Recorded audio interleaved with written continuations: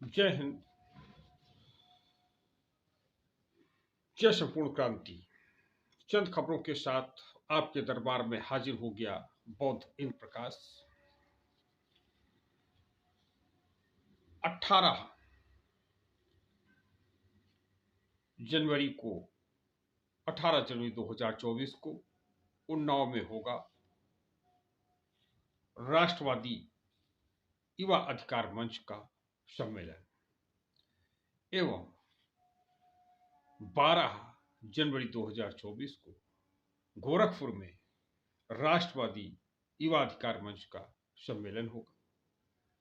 दोनों कार्यक्रम उन्नाव गोरखपुर के मुख्य अतिथि होंगे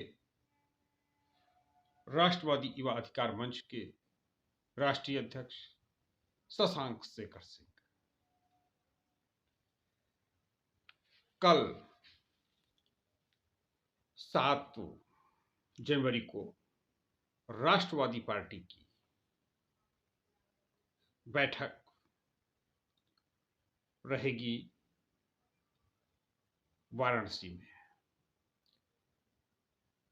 और 7 जनवरी को सम्मेलन रहेगा।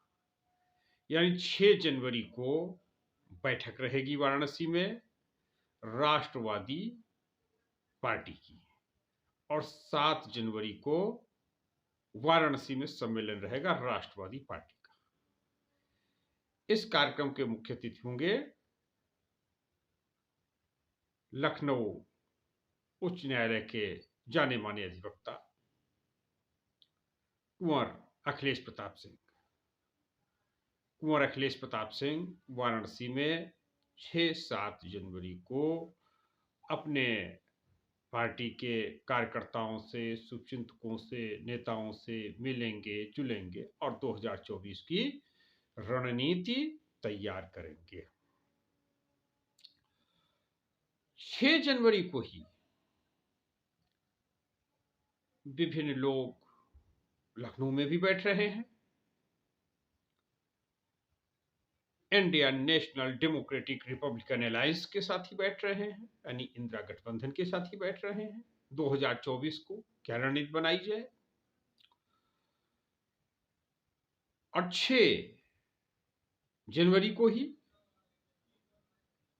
कांग्रेस द्वारा यूपी जोड़ो पदयात्रा कांग्रेस के प्रदेश अध्यक्ष श्री अजय राय के नेतृत्व में शुरू की गई है। उस यूपी जोड़ो यात्रा का समापन रहेगा लखनऊ में शहीद स्मारक पर। ये कुछ समाचार रहे।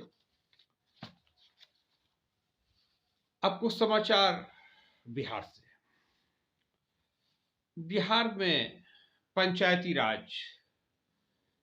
राज विभाग की बैठक किया बिहार के मुख्यमंत्री नीतीश कुमार जी ने, और उन्होंने आह्वान किया, बल्कि निर्देश दिया, पंचायती राज व्यवस्था जो देख रहे हैं, पंचायती राज का जो अधिकारी लोग हैं, उनको निर्देश दिया कि जितने भी छतें हैं पंचायती राज व्यवस्था के तहत, जो भवन है, पंचायती राज भवन है, उनके ऊपर सोलर लाइट लगाई जाए। सोलर लाइट लगाने के नीतीश कुमार मुख्यमंत्री बिहार ने निर्देश दिए। और समीक्षा के दौरान यह पता चला कि 26,000 करोड़ की धनराशि, माने 26,000 करोड़ की धनराशि पंचायती राज विभाग के बिहार में पड़ी हुई है। यानी करीब 700 करोड़ रुपए एक जनपद के लिए आ रहे हैं, जो बची हुई है। सरकार परेशान होती है, धन चाहिए, बिहार को विशेष राज्य दर्जा दिलाने के लिए धन चाहिए, बिहार के विकास के लिए धन चाहिए, लेकिन 26,000 करोड़ की धनराशि कम नहीं होती है, पेंडिंग पड़ी हुई है, कोई पुरसा हाल नहीं है। ये रहा बिहार का। लखीमपुर, उत्तर प्रदेश के लखीमपुर से अजय राय जी जब चले तो डीजल की किल्लत हो गई। अजय राय जी को कहना पड़ा, माने कांग्रेस के प्रदेश अध्यक्ष अजय राय जी को कहना पड़ा कि यह डीजल की ब्लैक मार्केटिंग की जा रही है, डीजल की ब्लैकमेलिंग हो रही है। उनको डीजल नहीं मिला, लखीमपुर में थे, लखीमपुर में इस पेट्रोल पंप से उस पेट्रोल पंप पे, इस पेट्रोल पंप से उस पेट्रोल पंप पे मारे मारे घूमते रहे, डीजल ही नहीं मिला। बड़ी मुश्किल से डीजल मिला, फिर सीतापुर पहुंचे, फिर सीतापुर से लखनऊ पहुंचे। ये लोगों में बड़ा चर्चा का विषय रहा कि जब अजय राय को डीजल नहीं मिल रहा है, इतनी बड़ी पार्टी के इतने बड़े प्रदेश अध्यक्ष, तो आम जनता का क्या होगा। बिहार से ही एक खबर यह है कि बिहार सरकार द्वारा निकाले गए टेक्नीशियन को पुनर्नियोजित करने की मांग जनता दल इंद कुमार गुजराल की राष्ट्रीय अध्यक्ष किसान नेत्री श्रीमती चौधरी किरण सिन्हा ने किया है। बिहार सरकार से मांग किया श्रीमती चौधरी किरण सिन्हा ने कि जो लैब टेक्नीशियन निकाले गए हैं उनको पुनः बहाली की जाए, उनको पुनः सर्विस में लिया जाए, सेवा में लिया जाए। यह जनता दल की राष्ट्रीय अध्यक्ष श्रीमती चौधरी किरण सिन्हा ने मांग किया बिहार सरकार से। अब एक विशेष खबर यह चल रही है, संयोजक। इधर यूपी बिहार जोहार में 3 खबरें चल रही। यूपी में राम मंदिर का निमंत्रण, 22 जनवरी को राम मंदिर का निर्माण कार्य पूरा हो रहा, माने उद्घाटन हो रहा है, उसका निमंत्रण सबको बांटा जा रहा है। केवल एक ही खबर, निमंत्रण बांटा जा रहा है, निमंत्रण बांटा जा रहा है।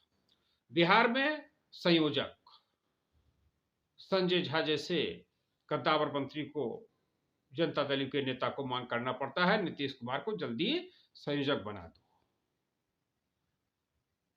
संयोजक की खबर चल रही है। झारखंड में हेमंत सोरेन हट रहे हैं, उनकी पत्नी कल्पना सोरेन झारखंड की मुख्यमंत्री बनने जा रही हैं, ऐसी खबरें झारखंड में चल रही हैं। तो इधर संजय झा ने मांग किया कि संयोजक बना दिया जाए, और मदन सहनी ने कहा कि संयोजक का तो कार्य पूरा हो चुका है, उन्होंने संयोजन कर दिया। नीतीश कुमार जी ने अपने संयोजकत्व का दायित्व निभा दिया। अब तो असली बात बनती है कि नीतीश कुमार जी को प्रधानमंत्री का चेहरा बनाया जाए। ये मदन सहनी बिहार सरकार में जेडीयू कोटे के मंत्री ने कहा। बात इतनी ही नहीं खत्म हुई, रत्नेश सदा इससे भी आगे निकल गए और उन्होंने कहा कि कांग्रेस आखिर क्यों नहीं बना रही है नीतीश कुमार जी को संयोजक, प्रधानमंत्री का चेहरा क्यों नहीं बना रही है, बनाना चाहिए। रत्नेश सदा का बयान आ गया। अब इससे भी आगे बढ़कर के अशोक चौधरी ने सबको पशु पेश में डाल दिया। अशोक चौधरी से जब पूछा गया तो उन्होंने कहा मैं तो देवघर जा रहा हूं। देवघर जाते हुए उनसे प्रेस वार्ता हो गई। उन्होंने कहा कि भाई राजनीति में संभावनाएं बंद नहीं होती हैं, राजनीति में सारी संभावनाएं खुली हुई है। जब बिहार सरकार के मुख्यमंत्री माननीय नीतीश कुमार की नाक के बाल माने जाने वाले अशोक चौधरी जी का बयान आ गया कि राजनीति में कभी संभावनाएं बंद नहीं होती हैं, सारी संभावनाएं खुली हुई हैं, तब तो कोहराम मच गया पूरे विपक्षी गठबंधनों में, वो चाहे राष्ट्रीय जनता दल हो, चाहे कांग्रेस हो, या बिहार के बाहर के और दल हो, कम्युनिस्ट हो, कि क्या नीतीश कुमार जा सकते हैं भाजपा में, भाजपा के साथ जा सकते हैं। केसी त्यागी ने भी कह दिया था हमारे मित्र हैं, मित्र दल के लोग हैं, और केसी त्यागी ने यह भी कह दिया था कि भाई मित्र तो मित्र हैं, और उनके खिलाफ कोई 29 तारीख को जो बैठक हुई उसमें कोई विशेष प्रस्ताव नहीं पारित किया गया। तो तमाम लोग ये मान रहे हैं कि जैसे नीतीश कुमार ने राजीव रंजन सिंह और ललन सिंह को छोड़ दिया, वैसे ही भाजपा में जाने के लिए राष्ट्रीय जनता दल और कांग्रेस को भी नीतीश कुमार जी छोड़ सकते हैं। और सीटों के तालमेल के लिए चल रहा कि कितनी सीटें किसको मिलेंगे, ये बिहार में चल रहा है। बिहार में ही आज सुशील मोदी का जन्मदिन मनाया गया बिहार में, भाजपा के वरिष्ठ नेता। तो उत्तर प्रदेश में भाजपा के कद्दावर नेता रह चुके, 3 बार मुख्यमंत्री रह चुके, सांसद रह चुके, राजस्थान के राज्यपाल रह चुके कल्याण सिंह लोधी अब हमारे बीच में नहीं रहे। कल्याण सिंह लोधी की जयंती मनाई गई मालवेन्यू लखनऊ में आज 5 जनवरी को। और 5 जनवरी को ही फिल्म अभिनेता, भोजपुरी फिल्मों के पवन सिंह का भी जन्मदिन मनाया गया। अब एक खबरें ये कि उड़ाने की चल रही है, यूपी में राम मंदिर उड़ाने की खबरें, धमकी दे दिया यूपी में राम मंदिर को उड़ा दिया जाए, बिहार में हाई कोर्ट को उड़ाने की धमकी दे दिया। तो सवाल यह है कि जो धमकियां दी जा रही हैं यह किस लिए दी जा रही हैं? धमकियों के लिए क्या स्थिति है कि धमकी कौन दे रहा है? और राम मंदिर को उड़ाना कोई हंसी खेल है, कोई मजाक है, कोई डगरू मगरू का घर है, कोई मेड़ई का गुड़ई का छप्पर है जो उखाड़ के फेंक देंगे? और हाई कोर्ट क्या है? क्या रामलाल की कोई अवैध दुकान है जो उखाड़ देंगे या बम से धमका देंगे?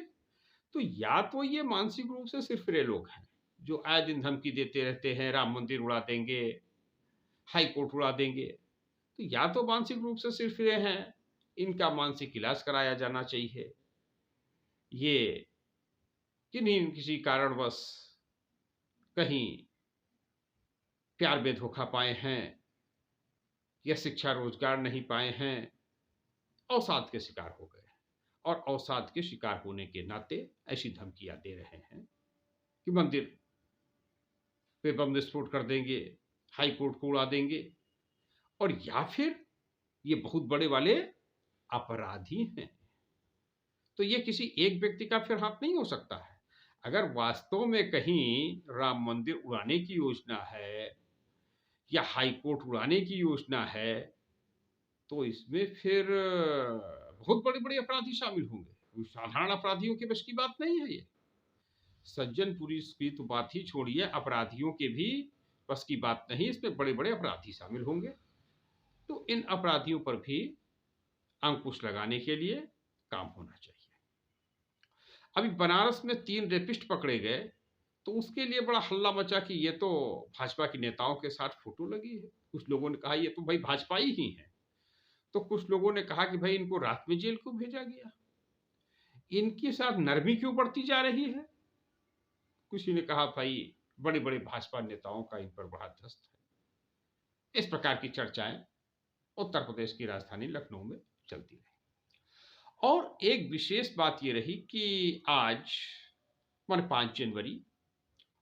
5 जनवरी को अखिल भारतीय कायस्थ महासभा के प्रदेश अध्यक्ष डॉक्टर इंद्रसेन श्रीवास्तव ने दौरा किया। कई मंत्रियों से मिले आज। उत्तर प्रदेश सरकार के वन एवं पर्यावरण मंत्री स्वतंत्र प्रभार माननीय अरुण सक्सेना जी से भी मिले और फिर मिलने के बाद वो पहुंचे सिन्हा सदन इको गार्डन लखनऊ।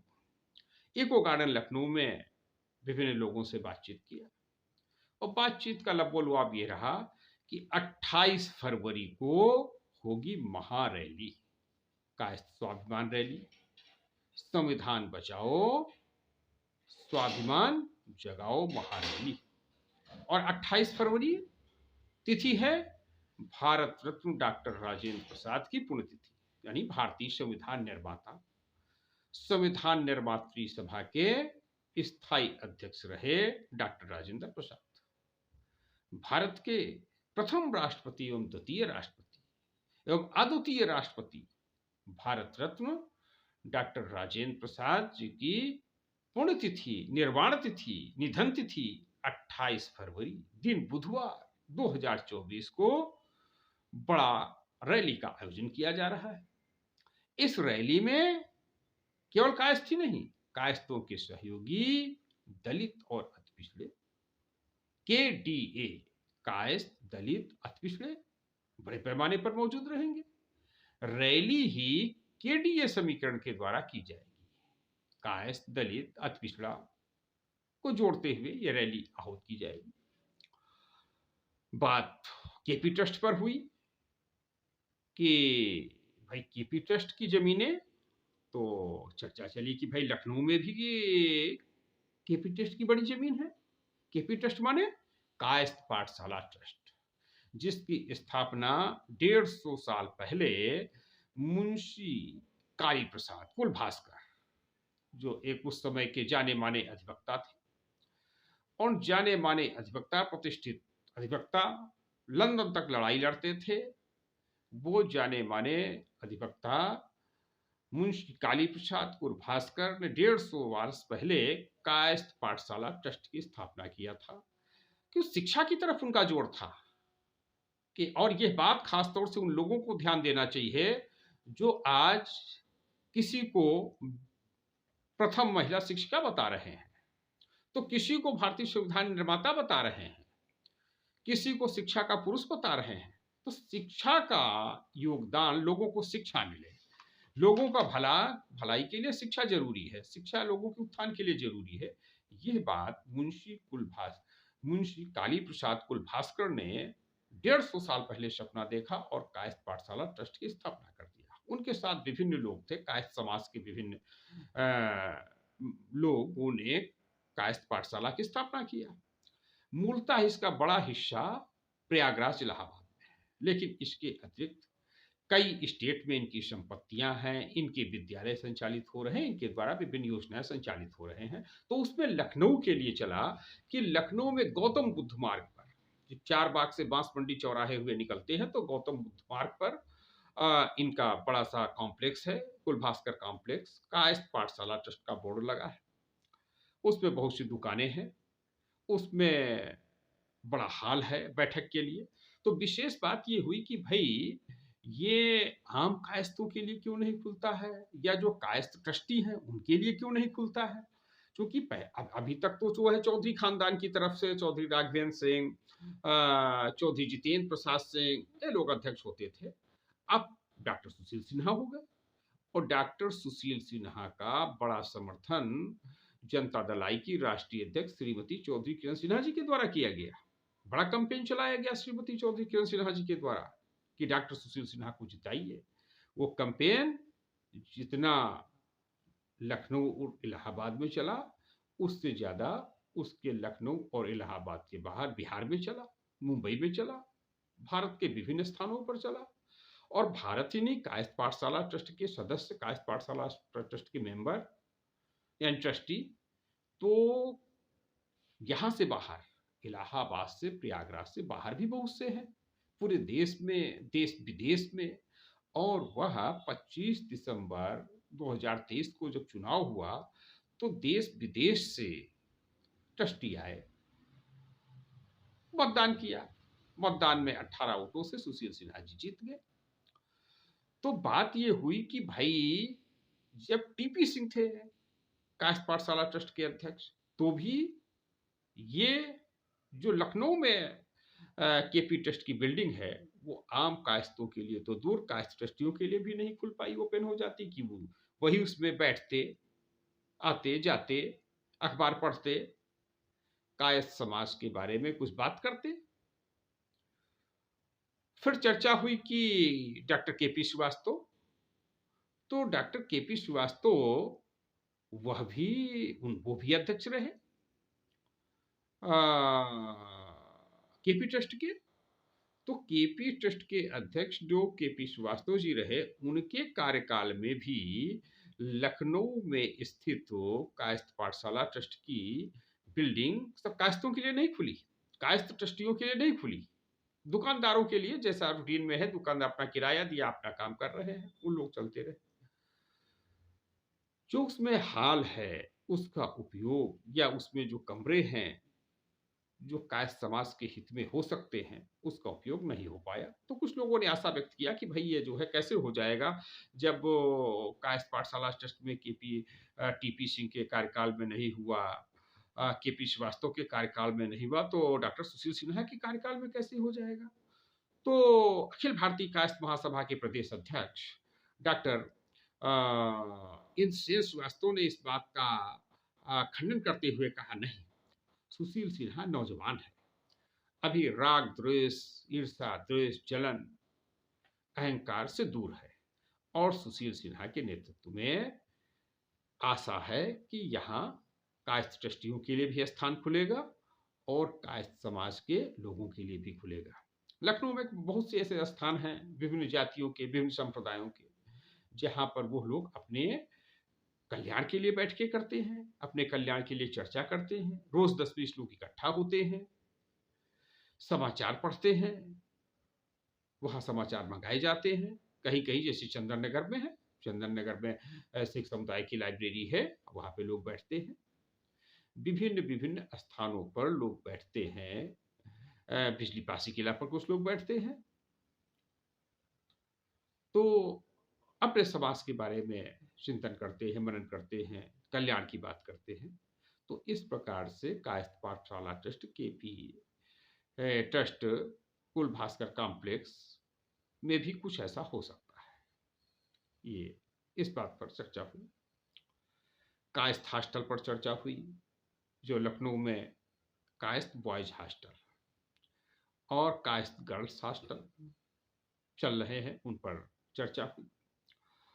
और चर्चा हुई कि कुछ संपत्तियां, उत्तर प्रदेश की राजधानी लखनऊ में कायस्थों की बड़ी बड़ी संपत्तियां, जैसे कायस्थ हॉस्टल अमीनाबाद रोड पे, नबी उल्लाह रोड, अमीनाबाद नबी उल्लाह रोड पर कायस्थ हॉस्टल है। तो कायस्थ हॉस्टल की बड़ी जमीन है, परंतु दूसरे लोगों ने उस पर कब्जा कर लिया, कब्जा जमा लिया। तो अब क्या स्थिति है कि उसमें अभी भी बहुत से विद्यार्थी रह रहे हैं हॉस्टल में। कुछ विद्यार्थियों ने मकान भी बनवा लिया वहां पर, जो 30-40 साल पहले आ गए। उससे पहले कुछ लोग आए 50-60 साल पहले, उनके भी मकान बन गए। कुछ जमीन अभी पड़ी हुई है, कुछ विद्यार्थी भी रह रहे हैं वहां पर। कायस्थ छात्रावास नबीउल्लाह लखनऊ पर चर्चा चली। एक संपत्ति जो कायस्थों की विरासत है, कायस्थों के हाथ से करीब करीब निकल रही है। दूसरी संपत्ति कायस्थों की ये चर्चा चली, गोमती दास स्थल ट्रस्ट, बाबा गोमती दास स्थल ट्रस्ट ठाकुरगंज में। वहां पर भी तमाम दुकानें हैं। चित्रगुप्त मंदिर गोमती नगर में चित्रगुप्त की आदमकद मूर्ति लगी हुई है। अब तो वहां पर कुछ लोगों ने परशुराम की भी मूर्ति लगा दी है।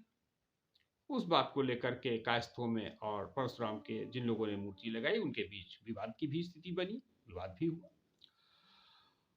और कुछ जमीन वहां पर जिसको पुजारी के रूप में रखा गया, वो पुजारी ने बेच दिया। कुछ जमीन वहां पर जो सेवादार रखे गए, उन सेवादारों ने जो है जमीन किसी को बेच दिया, कागज में अपना दस्तखत कर दिया और दस्तखत करके भाग गए, चले गए बेच बुक उनके। दूसरे लोग आए, कब्जा कर लिए। तो कायस्थ हॉस्टल भी कायस्थों की संपत्ति विवादित हो गया, उस पर दूसरे लोगों ने कब्जा कर लिया। चित्रगुप्त मंदिर ठाकुरगंज, उस पर भी दूसरे लोगों ने कब्जा कर लिया। तीसरा चित्रगुप्त आश्रम मिर्री कला, कानपुर रोड पर, बनी बंथरा के आगे, बंथरा बनी के आगे, शई नदी की पुल से रास्ता, चित्रगुप्त आश्रम मिर्री कला, पूर्वा रोड। तो वहां की भी स्थिति की, वहां पर भी जिसको रखा गया देख रेख के लिए, उसने तो पहले कब्जा कर लिया। कुछ लोग अभी वहां पर कब्जा कर लिए, फिर अपने नात रिश्तेदार को बुला लिए, तुम भी आओ, तुम भी आओ, फ्री का माल है, बट रहा है, आओ मकान बना लो। कुछ लोगों ने मकान बना लिए। कुछ लोग जो है वहां पे जो रखे गए सेवादार, वो अपनी जमीनें बेच के चले गए। उनको रखा गया सेवा के लिए, झाड़ू बहारू करने के लिए, पूछने के लिए, झाड़ू पूछा करने के लिए, पानी भरने के लिए। और वो वहां से जब भागे तो किसी को सादे कागज पे लिख दिया या 10 रुपए के स्टाम्प पे लिख दिया। अब वो 10 रुपए का स्टाम्प लेकर के आदमी की, भाई ये तो हमारा हो गया, हमारा हो गया। उस पर थोड़ा बहुत मकान भी बना लिया, थोड़ा बहुत चरही बना लिया, कहीं कुछ नाली बना लिया, कहीं कुछ कमरा बना लिया।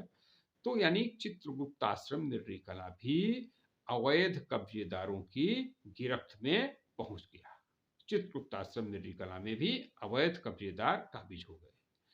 तो बात चली कि कायस्थ समुदाय इस समय अयोध्या, मथुरा, काशी की जो बात हो रही है, तो जो अयोध्या मुक्त हो गया है 22 जनवरी को, तो 22 जनवरी को अयोध्या तो मुक्त हो गया है, अयोध्या में राम मंदिर का उद्घाटन हो रहा है।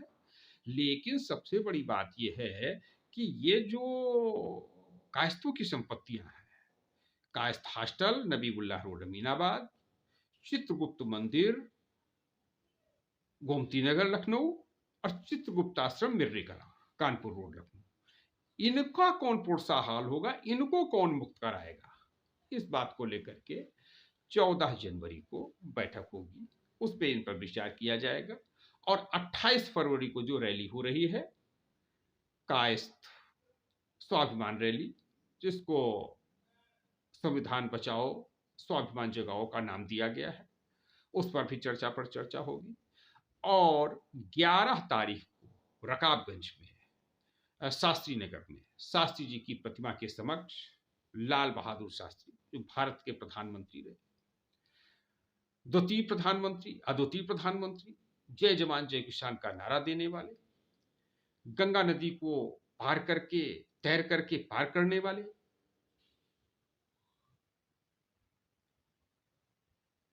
गुदड़ी के लाल बहादुर शास्त्री, भारत के प्रधानमंत्री बाद में बने, वो लाल बहादुर शास्त्री जी की पुण्यतिथि मनाई जाएगी 11 जनवरी को। उनकी मृत्यु को लेकर भी आए दिन सवाल उठते रहते हैं कि जब वो उनकी मृत्यु हो गई रूस में, तो जब उनका डेड बॉडी आया, पार्थिव शरीर आया, तो उसका पोस्टमार्टम नहीं कराया गया, पोस्टमार्टम नहीं हुआ। और जब कब अनिल शास्त्री, सुनील शास्त्री माने लाल बहादुर शास्त्री जी के बेटे यह कहते रहते हैं कि उनके शरीर पर चोट के निशान थे, शरीर स्याह पड़ गया था, उनको विष देने की बात जब कब उठती रहती है, उनके परिवार के लोगों के द्वारा उठाई जाती रहती है। तो 11 जनवरी को लखनऊ में लाल बहादुर शास्त्री जी की पुण्यतिथि पर कार्यक्रम रहेगा, उस पर भी चर्चा होगी 28 फरवरी को सफल बनाने के लिए। और 12 जनवरी को इको गार्डन लखनऊ में स्वामी विवेकानंद जयंती और शरद यादव की पुण्यतिथि, समाजवादी नेता रहे, भारत रत्न लोकनायक जयप्रकाश नारायण के अनन्य सहयोगी रहे, भारत रत्न लोकनायक जयप्रकाश के अनुयायी रहे। जयप्रकाश जी ने उनको 1974 में जबलपुर में जाकर के लोकसभा का चुनाव लड़ाया था। तो शरद यादव जी की पुण्यतिथि रहेगी। Indian national democratic Republican alliance माने इंदिरा गठबंधन के द्वारा इको गार्डन लखनऊ में 12 जनवरी को शरद यादव की पुण्यतिथि और स्वामी विवेकानंद की जयंती का भी आयोजन किया जाएगा। इसमें विशेष रूप से मानवतावादी समाज पार्टी के राष्ट्रीय अध्यक्ष आर.एस. माधव जी मौजूद रहेंगे, विभिन्न राजनीतिक दलों के लोग रहेंगे, विभिन्न सामाजिक संगठनों के लोग रहेंगे, और इस देश का, प्रदेश का भला कैसे हो, सबको शिक्षा, रोजगार, संपत्ति का अधिकार कैसे मिले, सबको उपचार कैसे मिले, स्वास्थ्य कैसे मिले, चिकित्सा कैसे मिले, किसी के साथ नाइंसाफी न होने पाए, सबको साथ संवैधानिक व्यवहार हो, बर्ताव हो, संविधान को लोग अपने मौलिक अधिकारों को जाने, भारतीय संविधान के अनुच्छेद 38 और 39 को लागू कराया जाए। इन सब विभिन्न बातों को लेकर के विचार विमर्श होगा। फिर 13 को भी कार्यक्रम रहेगा, 14 को कार्यक्रम रहेगा चित्रगुप्त आश्रम मिर्री कला में भी, और चित्रगुप्त मंदिर जरहरा इंदिरा नगर में भी कार्यक्रम रहेगा। तो जरहरा लखनऊ के उत्तर दिशा में है, पिकनिक स्पॉट की रोड से जाकर के इंदिरा नगर में, और चित्रगुप्त आश्रम मिर्री कला लखनऊ के दक्षिण दिशा में है, कानपुर रोड पे है। तो चित्रगुप्त आश्रम मिर्री कला कानपुर रोड पर भी कार्यक्रम रहेगा, जहां पर आने वाले समय में की नीतियों रीतियों पर चर्चा होगा। और जरहरा इंदिरा नगर में भी कार्यक्रम होगा, जिसमें आने वाले समय में कैसे 28 फरवरी की कायस्थ स्वाभिमान रैली को सफल बनाया जाए, और इसमें केडीए कायस्थ दलित अति पिछड़ा को जोड़ा जा रहा है। माने केवल कायस्थ ही नहीं निकलेगा 28 फरवरी को, उसके साथ उसके जो दलित साथी हैं वो भी निकलेंगे, जो अति पिछड़े साथी हैं वो भी निकलेंगे, और लड़ाई कायस्थों की भी लड़ी जाएगी, क्योंकि कायस्थ भी उपेक्षित है। उत्तर प्रदेश जैसे प्रदेश में 40 साल से कोई मेंबर ऑफ पार्लियामेंट नहीं है, कोई लोकसभा का सदस्य नहीं है, भारत सरकार में कोई मंत्री नहीं है, उप मंत्री भी नहीं है, राज्य मंत्री, स्वतंत्र प्रभार, कैबिनेट मंत्री कुछ भी नहीं है। तो कायस्थ, दलित, अति पिछड़ा तीनों मिल करके लड़ाई लड़ेंगे। आप सब देखते रहें जनता का